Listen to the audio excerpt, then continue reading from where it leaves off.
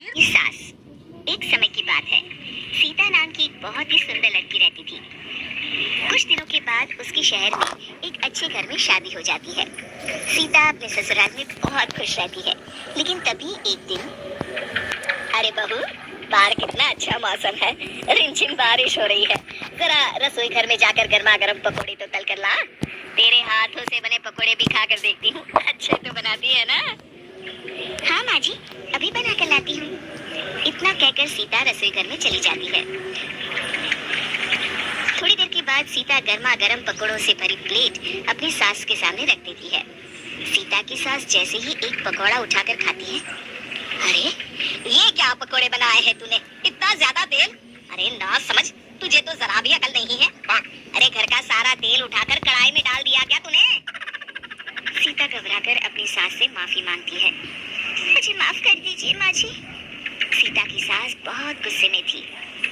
अरे मैं तो पहले से ही अपने बेटे की शादी गांव की लड़की से करने के खिलाफ थी। पता नहीं कौन सी मनहूस घड़ी थी जो मेरी मति मारी गई थी, और मैं तुझे अपनी बहू बना कर ले आई, जिसे ढंग से खाना भी बनाना नहीं आता। अब खड़ी खड़ी मेरा मुंह क्या देख रही है, हटा तेरे पकड़े यहाँ से। सीता प्लेट उठाकर बिना कुछ कहे चुपचाप वहाँ से चली जाती है। एक दिन सीता घर का काम कर रही होती है, तभी पड़ोस की एक औरत वहाँ आती है और सीता की सास से कहती है, अरे रमेश की माँ, आज मेरे पोते का जन्मदिन है, तुम शाम को केक खाने आ जाना, और हाँ, अपनी बहू को भी जरूर से लेती आना। हाँ हाँ तिरछे की माँ, ये भी कोई बोलने की बात है, मैं जरूर आऊंगी। फिर पड़ोस की औरत वहाँ से चली जाती है।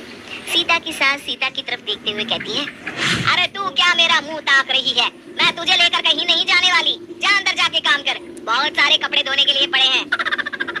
फिर सीता कपड़े धोने के लिए बाथरूम में चली जाती है और कपड़ों को बाल्टी में डालकर धोने लगती है। तभी उसकी सास वहाँ आ जाती है और गुस्सा करते हुए कहती है, अरे बेवकूफ लड़की, तुझे किसने कहा था इस तरह से कपड़े धोने के लिए? जब घर में वॉशिंग मशीन पड़ी है तो कपड़े उसी में धोने चाहिए ना। इस तरह तो तू घंटों तक बाथरूम में ही कपड़े धोती रहेगी। हे भगवान, तुझे तो जरा भी अकल नहीं है। तभी सीता कहती है, लेकिन माँ जी, मुझे वॉशिंग मशीन में कपड़े धोने नहीं आते। अरे तो मुझसे पूछ लेती, लेकिन तुझे समझा कर क्या फायदा, आखिर तू है तो गांव की ही। अरे जरा सुधा की बहू को देख, हर काम में तेज है, सारा मोहल्ला उसकी तारीफ करता है। सुधा बड़ी किस्मत वाली है जो उसे भगवान ने ऐसी बहू दी। पता नहीं भगवान की मेरे साथ क्या दुश्मनी थी जो तुझे मेरी बहू बनाकर भेज दिया। अब चल खड़ी खड़ी मुंह मत ताक मेरा, मैं सुधा के घर जाकर आती हूँ। इतना कहकर सीता की सास वहाँ से चली जाती है। फिर उसी शाम जब रमेश घर आता है तो उसके चेहरे पर उदासी देखकर माँ उससे पूछती है, अरे बेटा रमेश, क्या बात है, आज बड़ा उदास लग रहा है, तेरी तबीयत तो ठीक है ना बेटा? क्या बताऊँ माँ, पिछले कुछ महीनों से अपनी दुकान घाटे में चल रही है। दुकान का काम बढ़ाने के लिए मैंने जो कर्जा लिया था उसका ब्याज भी मैं टाइम पर नहीं दे पा रहा हूँ। अगर इसी तरह चलता रहा तो हमें अपनी दुकान बंद करनी पड़ेगी। इतना कहकर रमेश उदास होकर अपने कमरे में चला जाता है। देखते ही देखते रमेश की दुकान में इतना ज्यादा नुकसान होता है कि उसे अपनी दुकान बंद करनी पड़ती है और रमेश घर पर बैठ जाता है। सीता अपने पति की ये हालत देखकर बहुत दुखी होती है। दूसरी तरफ सीता की सास भी अब कुछ बुझी बुझी सी रहने लगती है और कर्जे की चिंता में दिन रात परेशान रहती है। फिर एक दिन लाला जी रमेश के घर आते हैं। अचानक लाला जी को देखकर सीता की सास चौंक जाती है और लाला जी से कहती है, अरे लाला जी, आप अचानक घर पर क्यों आ गए? हम आपके पैसे बहुत जल्द चुका देंगे जी। अरे बहन जी, आपसे पैसे मांगने कौन आया है? आपके सारे पैसे तो आपकी बहू ने अपने पिताजी के हाथों भिजवा दिए थे। बहन, एक सच कहूँ, बड़ी किस्मत वाली हो आप जो ऐसी बहू आपको मिली है।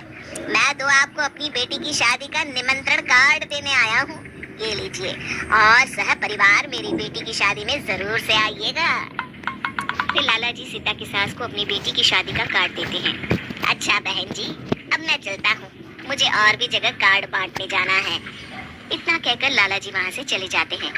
सीता की सास भागती हुई सीता के कमरे में जाती है और सीता को गले लगाकर कहती है, मुझे माफ कर दे बहू, मैंने तुझे बहुत परेशान किया। मैं भूल गई थी कि बहू भी आखिर एक बेटी होती है और तूने आज अपनी बेटी होने का फर्ज निभा दिया। भगवान करे तुझ जैसी बहू हर सास को मिले। अरे माँ जी, आप तो मेरी माँ समान है और मैंने जो इस घर के लिए किया वो तो मेरा फर्ज था। उस दिन के बाद से सीता की सास सीता का बहुत ख्याल रखती और दोनों सास बहू हंसी खुशी मिलजुल कर रहने लगे। शिक्षा, वक्त पड़ने पर हमारे रिश्ते ही हमारे काम आते हैं।